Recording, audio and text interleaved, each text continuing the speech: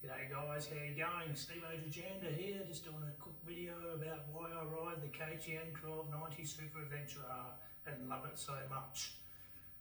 And why a lot of people don't ride the KTM 1290 Super Adventure R, because they're thinking it's not necessary. And that's true. If you're not a rider that likes massive amounts of horsepower and prefers a light bike to pick up, by all means, go and ride your single cylinder or whatever bike you prefer to ride. I'm not going to tell you what's right for me is right for you. This is purely a video as to why I love riding this bullshit, powerful beast of a bike, the KTM 1290 Super Adventure R. So for me, as a motorcycle rider, I've been riding from a young age. Not really young, I was around about 13, 14 when I realised that I had a passion for bikes, or anything with wheels, being a freestyle skateboarder, freestyle BMX rider. And then one of my mates, there's a young bloke when I was 15, had a YZ85, and I think I had my first experience on that when I nearly flipped it, being a two-stroke, and okay, I was tall enough to put my feet down when the thing was up in the air and I'm running behind it. But from a young age, as soon as I could afford it, I started getting into bikes, and immediately realised that I had a passion for riding them reasonably fast. So I went into racing, starting off with road racing for a few years, and then realised that was a very expensive sport. That even though I travelled over east at age 21 to race Australia's best, I couldn't afford it without the help of sponsorship, and I was nowhere near good enough.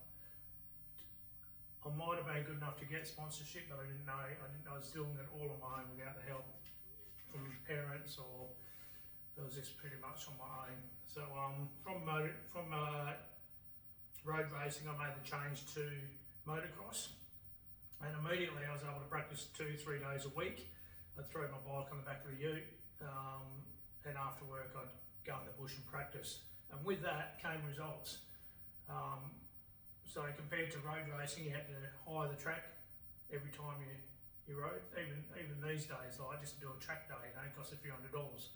And if you're down the bike, the cost to repair those things isn't cheap. But with a dirt bike, a bit like an adventure bike with the hand guards and unbreakable levers and crash bars, it's not quite as bad. You can still ding one of these big powerful things up, believe me, if you're down at a decent speed. But anyway, from that I did motocross on and off for a few decades, with a little bit of supercross thrown in there, flat track, stock bikes at the speedway, grass track, natural terrain, hill climbs, you name it, anything to do with motocross, even a couple of enduros that I never really got into, because I preferred a track that you could improve your lap times in all different terrains. I love the hard pack. I was good at hard pack. Harley Davidson BSA track was my home track when I returned from over east, with Queensland being a lot of hard pack and that loamy clay. It was a natural progression of that track to join. And then over the years I joined Coastal in Henderson, Bunbury, Collie, Mangemup, and I honed my skills on those, in between sand and hard pack. And what happens with all those years of riding is that you become pretty conditioned to riding reasonably fast in a controlled environment. And with that, over the last 20 years, I started getting back into road bikes. Even though I wasn't racing road bikes, I actually started purchasing super bikes. So, it was like CBR 900 Fireblow, the GSXR 600, GSXR 1000 K6, which was absolutely off the planet without the electronics that we've got these days. Quite a few Yamaha R1s, a couple of Ducatis thrown in there, Aprilias, hyper motards, quite a few different combinations. So with that, those super bikes are like the last several super bikes I've had have been 1000cc and around 200 horsepower. So when I made the change to from racing motocross, I spent a couple of years looking for the right type of bike for me. I started off with a Hyper Motard and then a Ducati Scrambler, and then I bought another new Yamaha R1. That was amazing, but I was always, riding it a little bit faster than I should. So I ended up doing a couple of track days, but I didn't enjoy it because I wasn't racing, and it wasn't the same feeling as what you do get when you're racing. And then in 2021, I thought, it might be time to look at getting an adventure bike. So I journeyed up to the Kimberley. I couldn't find the adventure bike I was looking, so I ended up taking my Hyper Motard on a trailer, towing it with my Land Cruiser. And the day I arrived in Broome, the bike that I was looking for was actually a Honda Africa Twin, because I singled that out as a reliable and a bike that seemed to have good reviews about it. So I couldn't believe it. It was the same colour that I wanted and everything. So that went up on Gumtree, and I went around and snapped it up immediately. So I spent a few months exploring the Kimberley, which I know very well from doing it over the years with just motocross bikes and a couple of enduro bikes that I had in between. I did have a CRO 450X when I lived up in Port Hedland for a while, and I did have a KDX 250. One of my first bikes when I changed from road racing on an RGV was a KDX 200, which was absolutely awesome. So in 2021, when I bought the Africa Twin, it was an awesome bike. It was amazing, amazing fuel range, and very unique as to how it felt, and it was a good bike. But in all honesty, it lacked in a few areas. One being power, two, I struggled to understand the electronics package of it, of how it works, because I couldn't even off the front wheel, something that I love doing, always been addicted to wheelies. So when I returned from that, the KTM 890 had just been released, or the 790 the year before, and I took a couple for a test ride, and thought, wow, this is awesome. Immediately on the back wheel, I felt at home with it. It felt like a motocross bike with the bars and the sitting position, and I thought, yeah, this is a bike that I think I might get. So yeah, snapped up the 890, spent around 6 months riding throughout the southwest of WA, quite an extensive bit as well, all the way from Bremer Bay and all through Walpole and Denmark and in towards Mount Barker and Manjimup, and just really hit the trails pretty much all the places I knew to the best of my knowledge, and fell in love with it.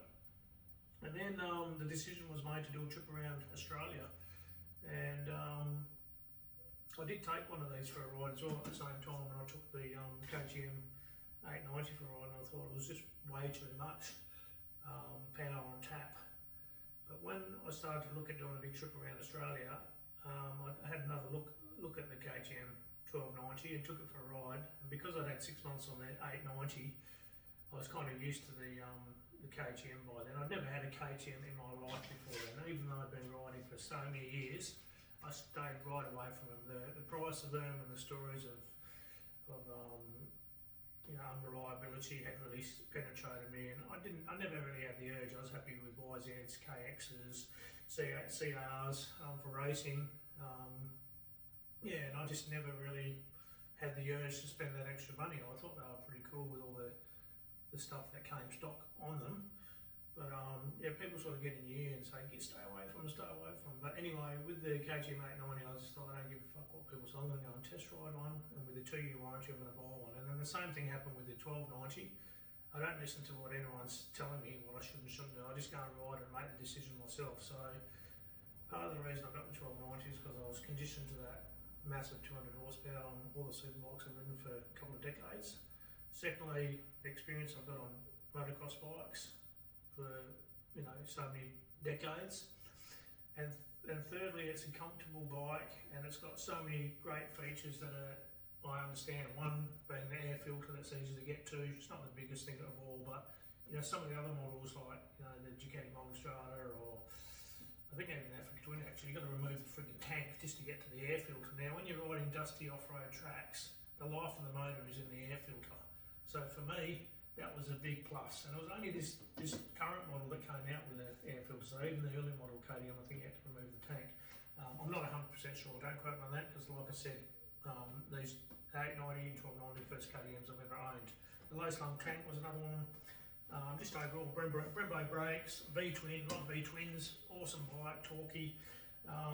And then, you know, once I started riding it off-road with it, you know, you haven't been used to that, because that's got the low slung tank. Well, this was just a bigger version of that. And by all means, that's probably better for more aggressive type and stuff through the bush. This one here is bigger for bigger adventures, but I've still taken up on the same stuff that I've taken the 890. I've done some of the same tracks that I've taken the 890 throughout the southwest on this. So pretty much that's why I ride the KTM 1290. I love the power, whether it's and you can flick all that power off if you wanted to, you know. And I've never done it. I've just left it in rally mode, rally throttle response, rally mode. As far as adjusting the slide or motor slip regulation control, whatever it does, you know, stopping the arse ends spinning as much, but most of that's turned off, and I'll adjust that only when it's extra slippy on gravel or a river crossing with concrete and moss on it. But the bike overall is just friggin' awesome, and I haven't had any issues with either of them, so that's exceeded my expectations. And that's pretty much, and it had a 2-year warranty, and you know, when I bought it from the local dealer, he assured me, look, if you have any troubles, we'll sort it out, no problems, you know. Like in the KTM 890, I did a rear shock in it, they rebuilt it under warranty. This one here with the aftermarket seat had a bit of a wrinkle in it when I did my first trip around Australia, and I thought it was going to sort itself out, but it never did. And went back to the dealer and he just replaced it with a new one, no questions asked. Had a little leak in the clutch reservoir, you know, it seeps out, common thing, replaced, no questions asked. So I was actually quite blown away with the service from KTM, and really that exceeded my expectations as well. So this is just a brief video, probably dragged out a little bit longer than what I thought it would, but hope you enjoyed it. I ride this bike because I personally love the power, love the way it feels, love the way it handles, and I'm used to powerful bikes. If I hadn't had the experience on such powerful super bikes and racing, by all means I'd be looking at you know, bikes that are very popular, like the 450s and 300s and 250s or 400s, that size, single cylinder. You know, not 200 kilo plus, but for me, the KTM 1290 is definitely suited for Stevo Djanda. Hope you like this video. Talk to you soon. Cheers.